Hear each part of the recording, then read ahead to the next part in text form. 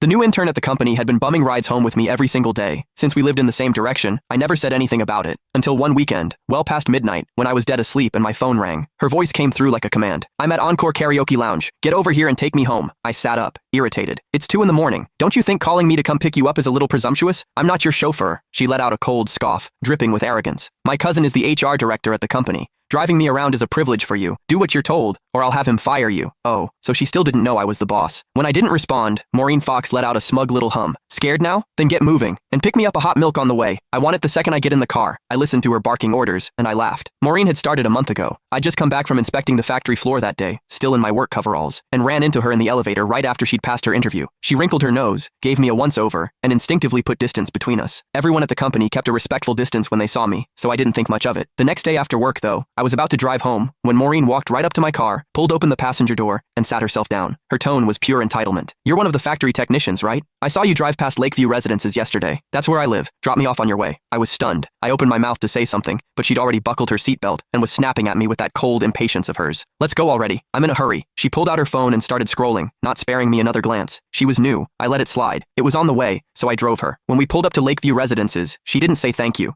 She just shoved the door shut and walked off without looking back. I thought that would be the end of it. It wasn't. From that day on, Maureen showed up in my passenger seat after work like clockwork. Never asked, never waited for an invitation. Before I could even object, she started making demands. "From now on, stop by my building in the mornings when you're heading in. Pick me up on the way. I hate the smell of smoke. I know it's your car, but no more smoking in it. I got down here 3 minutes before you today. Be faster next time. Don't make me wait. These seats are too hard. Bring a cushion for me tomorrow. Something soft. I don't like the color of this car. When you get a chance, wrap it in pink." Now I knew. Her cousin was the HR director. "Hello? Why aren't you saying anything? Are you on your way or not?" Maureen's impatient voice crackled through the phone again. I yawned. "No, I'm going back to sleep. Call yourself a cab." I hung up. Before I could even set the phone down, it rang again. Maureen again. "Are you out of your mind? You actually hung up on me? Do you have any idea that my cousin is sitting right next to me?" I replied lazily. "Oh, and?"